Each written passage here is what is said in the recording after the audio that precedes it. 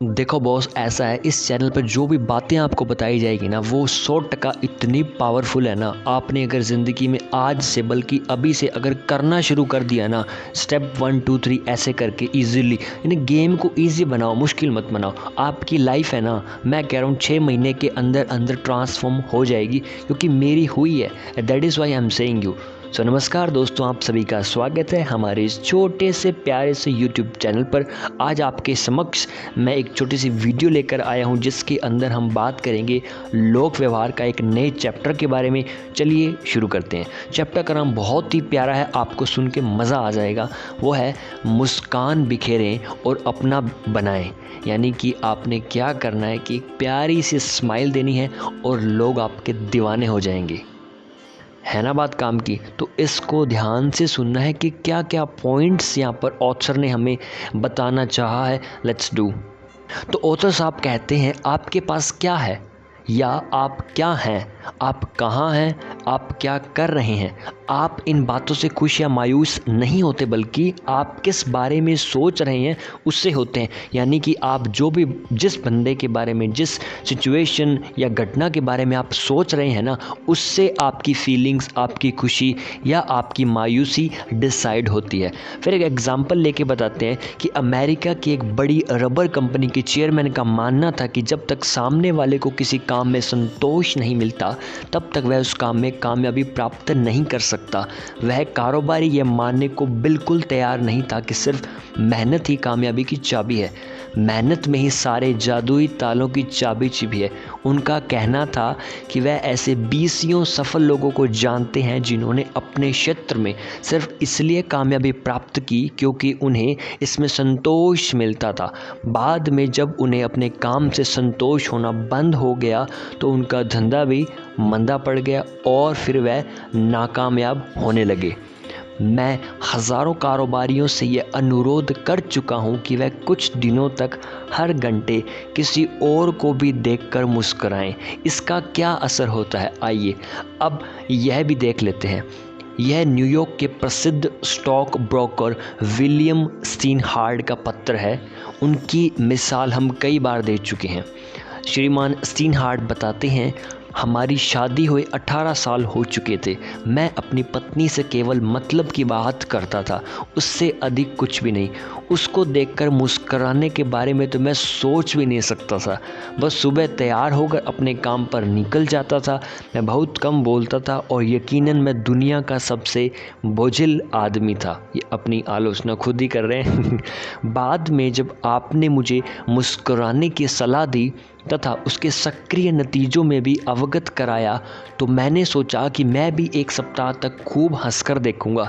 अब अगली सुबह जब मैं कंघी कर रहा था तो मैंने आईने में देखते हुए खुद से कहा, बिल, आज तुम अपने चेहरे से यह निराशा की घटा हटाने वाले हो। आज तुम्हें मुस्कुराना है और अच्छा होगा कि यह काम तुम आज और अभी से ही आरंभ कर दो। फिर तो नाश्ते की टेबल पर भी मैं मुस्कुराते हुए आया और अपनी पत्नी को प्यार भरी नज़रों से देखा। कितना प्यारा मोमेंट है, राइट? आपने मुझसे कहा था कि मेरे भीतर यह परिवर्तन देखकर वह चकित हो जाएगी। अरे नहीं, वह तो बावली सी हो गई, कुछ समझ ही नहीं पा रही थी। मैंने उसे बताया कि अब मैं सदैव ऐसे ही मुस्कुराता रहूँगा और मैंने अपना वादा नहीं तोड़ा। मैंने बदले हुए बर्ताव से 2 महीनों के भीतर ही हमारे घर का जो बोझिल इन्वायरमेंट था उसको खुशनुमा बदल दिया। हमने इतनी खुशियाँ प्राप्त कर ली जितने पूरे साल नहीं कर पाए थे। तो एक्चुअली में हमें करना क्या है कि हर मोमेंट को ईजी करना है हंस के, ठीक है? अब तो मैं दफ्तर जाते समय अपनी इमारत के लिफ्टमैन को भी मुस्कुराते हुए गुड मॉर्निंग कहता हूँ, ठीक है? मुस्कुराकर दरबान के अभिवादन का जवाब देता हूँ। बैंक में जाने पर कैशियर की ओर मुस्कुराकर देखता हूँ। स्टॉक एक्सचेंज में जाने पर वहाँ भी सब लोगों को मुस्कुराकर देखता हूँ। उन्होंने मुझे सदैव गंभीर देखा था। मुझे ज्ञात हो गया कि मुस्कान का बदला मुस्कान ही होती है, क्योंकि अब मुझे देखकर सभी मुस्कुराते हैं। जो कोई भी मेरे पास शिकायत या समस्या लेकर आता है, मैं उसकी बात खुले दिल से मुस्कुराते हुए सुनता हूँ और इससे मुझे मुश्किल का जो हल है वो निकालना बहुत सरल हो जाता है। मुस्कान के कारण से ही अब मैं अधिक पैसा कमाने लगा हूँ। जिस दफ्तर में मैं काम करता हूँ वहीं एक ब्रोकर का भी दफ्तर है। वहाँ काम करने वाला एक बाबू बहुत भला आदमी है और मुस्कान के नतीजे से मैं इतना प्रभावित हो गया कि मैंने अपना सारा तत्व ज्ञान उसे दे दिया। उस क्लर्क ने भी मुझे बताया कि पहले वह मुझे बहुत अहंकारी तथा बोझिल आदमी समझता था, लेकिन मेरे बारे में उसके वे विचार अब बदल चुके हैं। वह कहता है कि हंसते हुए मैं बहुत खुशदिल और नौजवान लगता हूँ।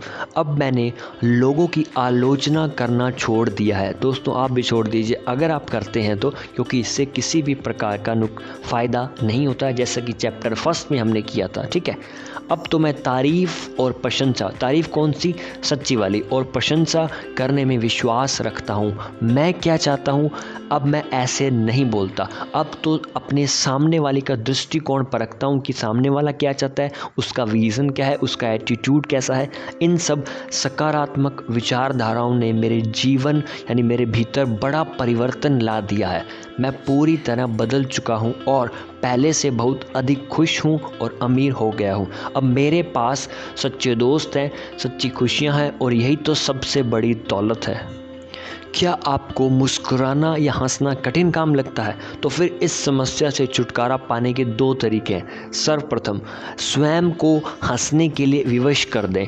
जब भी आप घर में अकेले हों तो सीटी बजाते हुए गीत गुनगुनाएं, नाचें, झूमें, कुछ इस तरह बर्ताव करें जैसा आप बहुत खुश हैं, और फिर कुछ समय पश्चात आपको अपने आप ही इन बातों में आनंद आने लगेगा। महान दार्शनिक मनोवैज्ञानिक विलियम जेम्स ने इस बात को कुछ इस तरह स्पष्ट किया था। इन्होंने लिखा है, हमारी धारणा है कि हमारे अच्छे बुरे काम हमारे मनोभावों का अनुसरण करते हैं, लेकिन असलियत तो यह है कि कार्य और मनोभाव साथ साथ चलते हैं, और किसी भी काम पर नियंत्रण करके हम अपने मनोभावों को भी नियंत्रित कर सकते हैं, क्योंकि कार्यों पर नियंत्रण करना सरल है जबकि मनोभावों को नियंत्रण में रखना बहुत कठिन है। तो बात एकदम साफ है कि प्रसन्न रहने के लिए हमें इस तरह बोलना तथा बर्ताव करना चाहिए जैसे हम बहुत खुश हों, और जब आप ऐसा करोगे ना, आप ऑटोमेटिकली खुश हो जाओगे। ये लॉ ऑफ अट्रैक्शन का एक छोटा सा नमूना है। अगर आपको नहीं पता ना, तो आप लॉ ऑफ अट्रैक्शन की जो किताब है the secret by Rhonda Byrne, उसे ज़रूर पढ़िए। बहुत ही प्यारी किताब है और आपको जीवन में एक अच्छी सी डायरेक्शन आपको देगी कि कैसे आप चीज़ों को बहुत ही कम समय में उनको कर सकते हो, उनकी मतलब मैनिफेस्ट कर सकते हो। आगे चलते हैं। न्यूयॉर्क शहर की एक दावत में कुछ मेहमान आए हुए थे, एक एग्जाम्पल आई थिंक। उन्हीं मेहमानों में एक ऐसी अमीर महिला थी जिसे कुछ ही दिनों पहले बहुत सा पैसा उत्तराधिकारी में मिला था। ठीक है, वह सभी का ध्यान अपनी ओर खींचना चाहती थी, और या फिर लोगों पर अपने पैसे की जो छाप है वो छोड़ना चाहती थी।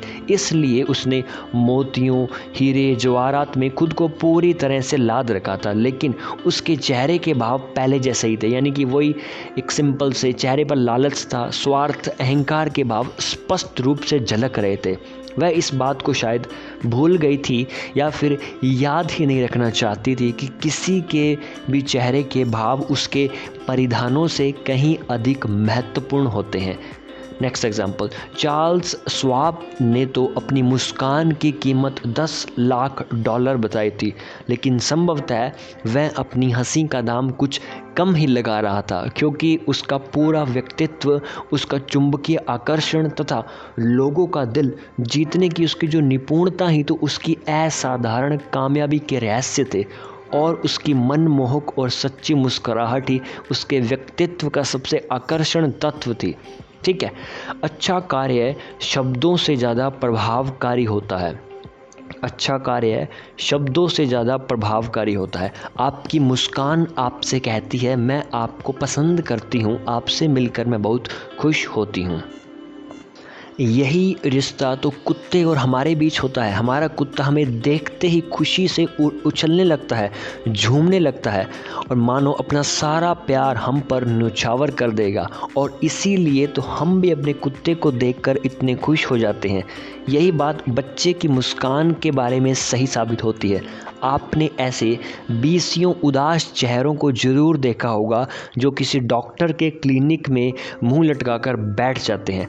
पशुओं के डॉक्टर स्टीफन के स्प्राउल ने एक बार मुझे बताया कि एक बार बहुत सारे लोग एक साथ अपने पशुओं को टीका लगवाने के लिए उनके हॉस्पिटल में आए थे, लेकिन कोई भी एक दूसरे से बात करने को राज़ी नहीं था। वे सब तो बस यही सोचकर भन्ना रहे थे कि क्लिनिक में समय बर्बाद करने के बदले में कौन कौन से आवश्यक काम निपटाए जा सकते थे। हमारी कक्षा में उन्होंने इस बात का उद्घाटन किया। ठीक है, 7-8 मरीज प्रतीक्षा कक्ष में बैठे हुए थे। तभी एक महिला अपने 9 महीने के बच्चे तथा एक पालतू बिल्ली के साथ भीतर आई। संयोगवश वह महिला एक ऐसे आदमी के साथ बैठ गई जो देरी के कारण बहुत परेशान था, लेकिन थोड़ी देर बाद वह बालक उस आदमी को देखकर मुस्कुराने लगा। वैसे भी बच्चे अक्सर ऐसा तो करते ही, आपने भी देखा होगा, राइट। और वह आदमी महिला के साथ उनके बेटे के बारे में बात करने लगा। फिर वह अपने नाती पोतों के बारे में बताने लगा और धीरे धीरे धीरे सब लोग उसकी बातचीत में सम्मिलित हो गए। फिर तो जैसे जो बोझिल और तनाव से भरा माहौल हल्के सुखद अनुभव में तब्दील हो गया। लेकिन ध्यान देने वाली बात यह है, झूठी मुस्कान से कोई फ़ायदा नहीं होने वाला। इस बात का ध्यान रखें ज़रूर जनाब। ओके, हम नकली चीज़ को देखते ही समझ जाते हैं। जैसे आप मार्केट में कोई नकली नोट है उसको जल्दी पहचान जाओगे, कोई नकली गोल्ड है जल्दी पहचान जाओगे। असली जो चीज़ होती है उसकी वाइब्स ही अलग होती है बॉस, इसलिए इसे ज़रा भी पसंद नहीं करते नकली चीज़ों को लोग। इसलिए आप नकली जो आपकी मुस्कान है वो नहीं होनी चाहिए, सच्ची मुस्कान होनी चाहिए। असली मुस्कान सबका मन जीतने की शक्ति रखती है। मन को छूने वाली मुस्कुराहट एक ऐसी सच्ची मुस्कान जो मन से आती है, मन तक पहुंचती है, इसीलिए यह अमूल्य हो जाती है। चलिए दोस्तों आगे चलते हैं। मनोविज्ञान के प्रोफेसर जेम्स वी मैकलन, जो भी नाम है इनका, सॉरी फॉर दैट, मिशिगन विश्वविद्यालय में कार्यरत हैं। ठीक है, उन्होंने मुस्कान के बारे में अपनी भावनाएं इस तरह अभिव्यक्त की है कि मुस्कान बिखेरने वाले लोग ठीक तरह से सिखा व बेच पाते हैं और अपने बच्चों का लालन पालन भी ठीक तरह से कर पाते हैं। Sorry for that. मुस्कान में बहुत शक्ति होती है, इसीलिए तो यदि हम किसी को कुछ सिखाना चाहते हैं तो हमें सामने वाले को प्रोत्साहित करना चाहिए, ना कि प्रताड़ित। इस बात को ध्यान से सुने, दोबारा सुने। सामने वाले को क्या करना चाहिए? प्रोत्साहित करना चाहिए, इंस्पायर करना चाहिए, ना कि प्रताड़ित और परेशान करना चाहिए।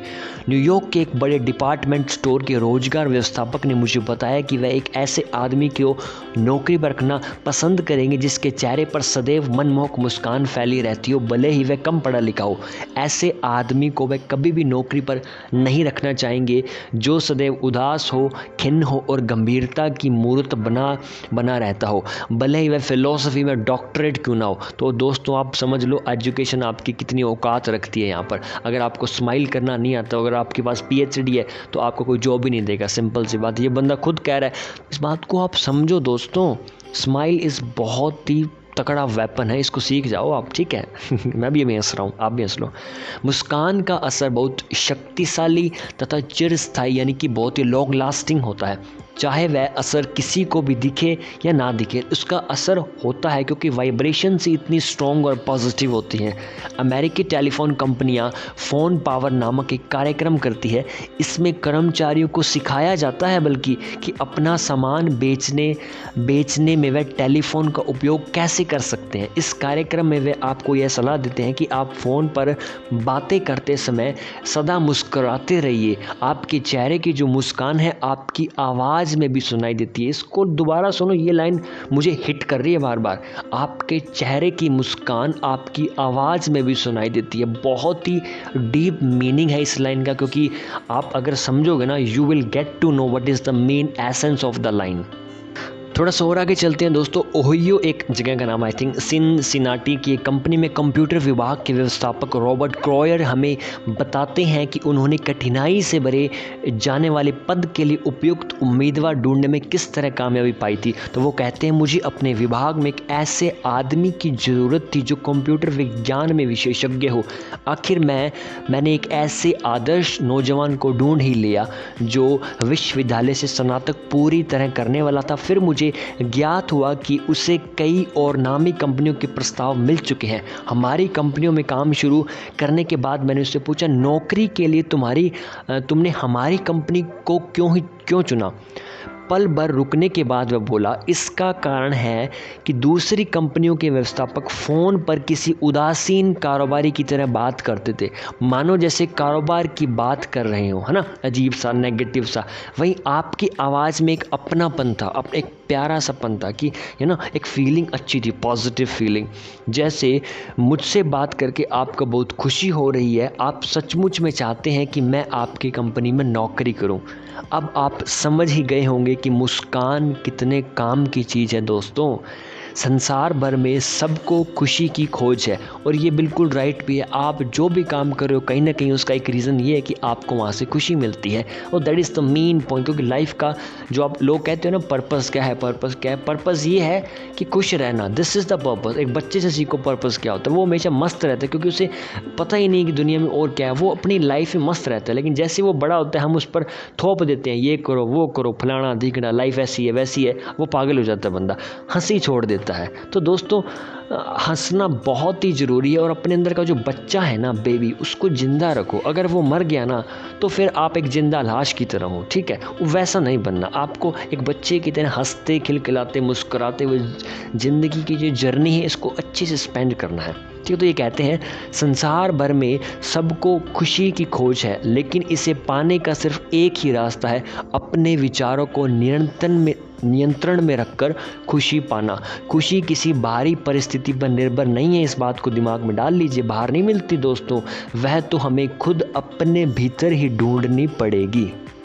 आगे बढ़ते हैं। सुख और दुख का संबंध आपकी सोच से है, इस बात पर निर्भर नहीं है कि आप क्या हैं, कैसे हैं, क्या करते हैं, क्या नहीं करते। मिसाल के तौर पर दो व्यक्ति एक ही दफ्तर में काम करते हैं, मेहनताना यानी कि जो उनको सैलरी मिलती है वो भी बराबर मिलती है, लेकिन उनमें से एक अधिक सुखी होगा और एक दुखी होगा। कारण क्या है? उनका परिस्थितियों को देखने का भिन्न भिन्न नज़रिया, यानी कि उनका जो एटीट्यूड है वो अलग अलग है, डिफरेंट है। गर्म प्रदेशों में अगर बात करें तो चिलचिलाती धूप में खेत में काम कर रहा है कि निर्धन किसान भी उतना ही खुश हो सकता है जितना कि न्यूयॉर्क, शिकागो, लॉस एंजलिस के दफ्तर में काम करने वाले बड़े लोग, ठीक है। क्योंकि अगर उसका एटीट्यूड पॉजिटिव है तो वो खुशी ऑटोमेटिकली अपने अंदर खोज लेगा, क्योंकि खुशी बाहर नहीं होती दोस्तों। बशर्ते उस किसान की सोच भी क्या हो, सक्रिय हो, एक्टिव हो, उसे पता होना चाहिए कौन सा विचार अच्छा है, कौन सा विचार नहीं अच्छा है। आगे कहते हैं, विलियम शेक्सपियर ने कहा है, यह हमारा नज़रिया है जो किसी भी चीज़ को अच्छा या खराब बना देता है, वरना कोई भी चीज़ ना तो अच्छी होती और ना ही खराब होती। अब्राहम लिंकन की भी धारणा थी कि अधिकतर लोग उतने ही खुश रहते हैं जितना खुश वह रहना चाहते हैं, और यह कथन मेरे लिए तब सच्चाई बन गया जब एक बार मैं न्यूयॉर्क में लीग आइलैंड स्टेशन की सीढ़ियाँ चढ़ रहा था और मेरे सामने 30 से 40 साल लंगड़े जो बच्चे छड़ी और बैसाखियाँ के सारे सीढ़ियाँ चढ़ रहे थे, लेकिन मैं यह देखकर चकित रह गया कि वह सब आनंदपूर्वक मस्ती के मूड में ऊपर जा रहे थे, बिना किसी हताशा या चिंता के। इस बारे में मैंने इनके जो इंचार्ज थे उनसे बात की, उनसे पूछा, तो उन्होंने मुझे बताया, पहली बार जब किसी बच्चे को यह ज्ञात हुआ, यानी पता चला कि अब वह पूरा जीवन बैसाखियों के सहारे ही चल सकेगा, तो उसे बहुत आघात लगता है, लेकिन धीरे धीरे वह इसे ही अपना भाग्य समझकर हालात से समझौता कर लेता है और फिर सामान्य जीवन जीने लगता है, जिसमें बहुत बड़ी सीख है दोस्तों। आप भी, आपके पास आज पूरी बॉडी प्रॉपर वर्क कर रही है तो गॉड को थैंक्स बोलो, यूनिवर्स को थैंक्स बोलो, अपने पेरेंट्स को थैंक्स बोलो और ग्रेटिट्यूड फील करो। This is more important than anything in this world, ठीक है। आपकी स्टडी, की हेल्थ, इससे ज़्यादा इंपॉर्टेंट है ग्रेटिट्यूड फील करना। आगे चलते हैं। मेरे मन ने कहा कि मैं दिल से उसे धन्यवाद दूं, उसे शीश नवाऊं, क्योंकि उन्होंने मुझे एक ऐसा पाठ सिखाया जिससे मैं कभी नहीं भूल पाऊंगा। सबसे अधिक बोरियत तब होती है जब आपको दफ्तर के बंद कक्ष में अकेले काम करना पड़े तथा दूसरे कर्मचारियों से बात करने तक का मौका ना मिल पाए। मैक्सिको की सिनारो मारिया की एक नौकरी भी ऐसे ही थी, इसलिए दूसरे कर्मचारियों को हंसी मजाक करते देखकर उसे बहुत ईर्ष्या होती थी। नौकरी के शुरुआती दिनों में मैं उनके पास से निकलती तो अपना मुंह संकोचवश दूसरी तरफ कर लेती, लेकिन कुछ दिनों बाद उन्होंने खुद पूछ लिया, मारिया क्या तुम चाहती हो कि दूसरी औरतें मतलब आकर तुम्हारी और दोस्ती का हाथ बढ़ाएं? लेकिन ऐसा कभी नहीं हो सकता। तुम्हें तो खुद उनसे मिलकर दोस्ती की पहल करनी होगी। अगर अगली बार वह उनकी मेज़ के पास गई और उनसे पूछा, हेलो क्या हाल चाल है आपके, तो इसका आरंभ भी उसी क्षण हो गया। उत्तर में सामने वाली महिला भी मुस्कराई और फिर धीरे धीरे मित्रतापूर्ण माहौल बन गया और फिर तो धीरे धीरे लोगों ने उनका परिचय बढ़ने लगा और दोस्ती भी होने लगी। अब तो उन्हें अपनी नौकरी भी आनंददायक लगने लगी है। आगे कहते हैं, निबंधकार और प्रकाशक अल्बर्ट हावर्ड की एक बौद्धिक सलाह को ध्यान से पढ़ें और पढ़कर उस पर अमल भी जरूर करें। तो ये कहते हैं कि बाहर जाते समय अपनी ठोड़ी भीतर की ओर खींचें और सिर के ऊपरी भाग को थोड़ा सा ऊपर की ओर तान लें और फिर अपने फेफड़ों में अधिक से अधिक हवा खींच लें। सूरज की रोशनी को पी जाएं और दोस्त का स्वागत हंसकर करें। हर बार खुले दिल से हाथ मिलाएं। यह बात अपने दिमाग से निकाल दें कि आपको गलत समझा जाएगा। दुश्मनों के बारे में बिल्कुल भी ना सोचें। यह बात निश्चित कर लें कि आप क्या करना चाहते हैं, यानी क्लैरिटी आपको होना चाहिए कि आप करना क्या चाहते हैं, और फिर बिना किसी भटकाव के अपने लक्ष्य की ओर निरंतर बढ़ते जाएं, अपने मिशन की ओर बढ़ते जाएं। अपने दिमाग को सदैव ही अच्छे कार्य की ओर केंद्रित करें और फिर जैसे जैसे समय बीतता जाएगा आपको यह अनुभव होगा कि आप अपनी आशाओं की पूर्ति हेतु अवचेतन के माध्यम से आवश्यक अवसर बना रहे हैं। ठीक उसी तरह जिस तरह मूंग का जो कीड़ा लहरों से अपनी आवश्यकता अनुसार जरूरी तत्व ग्रहण कर लेता है। अपने दिमाग में सदैव ही उस गंभीर, विशिष्ट, योग्य आदमी की तस्वीर रखें जो आप बनना चाहते हैं, और अपना यही विचार हर एक पल आपको उस अनमोल तस्वीर के निकट ले जाएगा जो सर्वशक्तिमान सच होता है। सही दिमागी संतुलन एवं हर लक्ष्य को पाने के लिए आवश्यक है साहस यानी करेज, ईमानदारी यानी कि लॉयल्टी, और प्रसन्नता यानी कि हैप्पीनेस। सबसे ज़रूरी बातें ही सही मनुष्य को रचनात्मक बनाती है। यदि मनुष्य में इच्छा शक्ति हो तो वह सब कुछ प्राप्त कर सकता है और सच्चे मन से की गई प्रार्थना अवश्य पूरी होती है। हमारा मन जैसा सोचता है हम वैसे ही बन जाते हैं। अब अपनी ठोड़ी अंदर की ओर खींचे, सिर को ऊपरी हिस्सा थोड़ा सा ऊपर की ओर तान लें। हम तो परमपिता परमात्मा की अविकसित अवस्था हैं, ठीक है, और हंस पड़े। चीन के सभी दार्शनिक ने बहुत ही समझदारी की बातें कही है। उन्हें भली भांति ज्ञात था कि संसार कैसे चलता है। उनकी लिखी इस कहावत को हमें अपने घर में चिपका लेना चाहिए कि जिस आदमी के पास मुस्कान भरा चेहरा ना हो उसे दुकान खोलने की भूल कभी नहीं करनी चाहिए। इस लाइन का बहुत ही मीनिंग है, आप इसको थोड़ा सा इस पर चिंतन जरूर करें, ठीक है। आपकी मुस्कुराहट आपकी अच्छी मनोदशा की परिचायक होती है, यानी कि वो आपके बारे में बताती है, ऑटोमेटिक ना कुछ कहे बता देती है। मुस्कान से वह सभी जीवन प्रज्वलित हो जाते हैं जिनकी दृष्टि आपके चेहरे पर पड़ती है। वह आदमी जो प्रतिदिन हर समय भोजिल चिड़चिड़े चेहरे को देखता हो, यदि एक भी मुस्कुराते हुए चेहरे को देख ले तो वह उसे घने बादलों के बीच में झांकते सूर्य की तरह प्रतीत होता है, यानी कि दिखता है। जब कोई आदमी ग्राहकों, टीचर, बॉस या फिर अपने माता पिता के कारण दबाव या तनाव में हो, ऐसे समय में आपकी मुस्कुराहट उसे यह बात ज्ञात करा सकती है कि निराशा से समस्याओं का हल नहीं निकलता। मुस्कान कहती है कि संसार जो है रंगीनियों से भरा पड़ा है, कलरफुल एक ब्यूटीफुल संसार है। कुछ वर्षों पहले की बात है, न्यूयॉर्क के एक डिपार्टमेंटल स्टोर में क्रिसमस के कारण ग्राहकों की जो ज़्यादा भीड़ से सेल्समैन बहुत दबाव में थे, तो माहौल को हल्का बनाने के लिए इस स्टोर ने अपने विज्ञापन में पाठकों को यह दर्शन दिया, क्रिसमस के शुभ अवसर पर मुस्कान का मूल्य। कोई भी इतना निर्धन नहीं हो सकता जो इसका फ़ायदा ना उठा सके, और कोई भी इतना अमीर नहीं हो सकता जो इसके बिना जीवन जी सके।